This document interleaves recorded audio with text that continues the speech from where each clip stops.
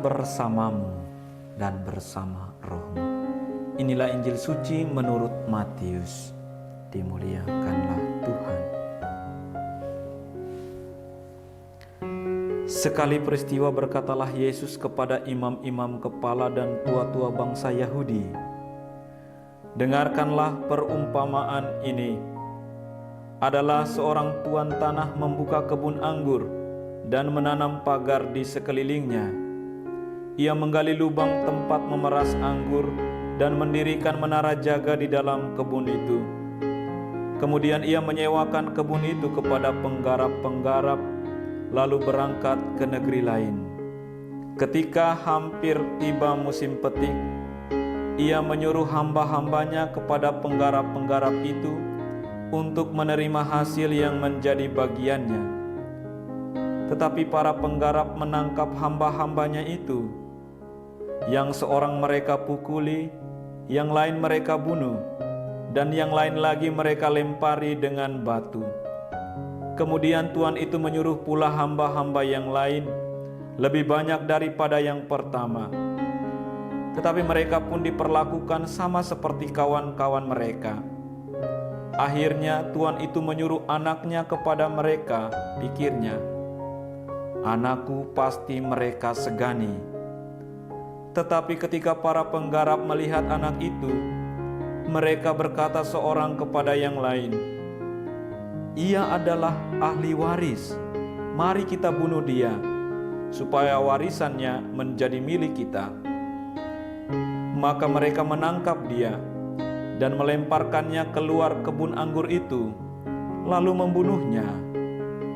Maka apabila tuan kebun anggur itu datang, apakah yang akan dilakukannya dengan penggarap-penggarap itu?" Kata imam-imam kepala dan tua-tua bangsa Yahudi kepada Yesus, "Ia akan membinasakan orang-orang jahat itu, dan kebun anggur itu akan ia sewakan kepada penggarap-penggarap lain yang akan menyerahkan hasil kepadanya pada waktunya." Kata Yesus kepada mereka, "Belum pernahkah kamu baca dalam kitab suci, batu yang dibuang oleh tukang-tukang bangunan telah menjadi batu penjuru?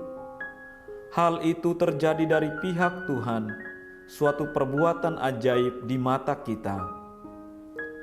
Sebab itu aku berkata kepadamu, kerajaan Allah akan diambil daripadamu dan akan diberikan kepada suatu bangsa yang akan menghasilkan buah kerajaan itu."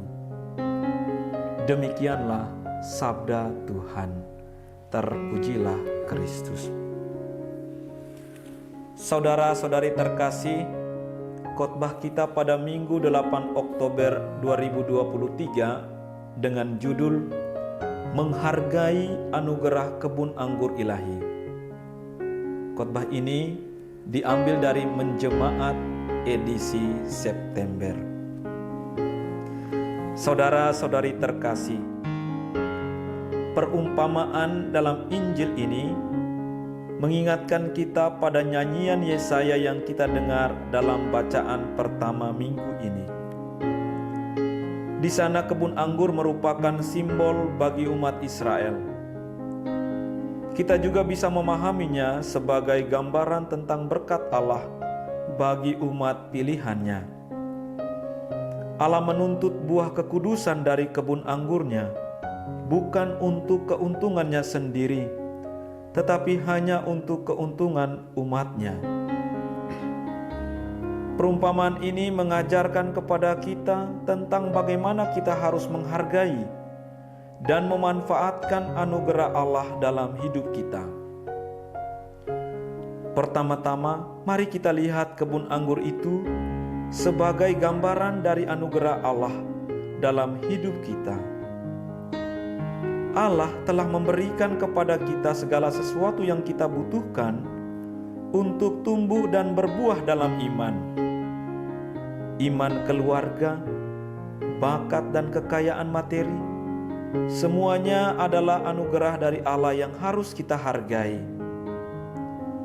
Namun dalam perumpamaan ini, pemilik kebun mengirim hamba-hambanya untuk mengumpulkan hasil panen, tetapi mereka dianiaya, bahkan sebagian di antaranya dibunuh. Ini menggambarkan sikap yang tidak pantas dan tidak patut dari penggarap kebun anggur tersebut.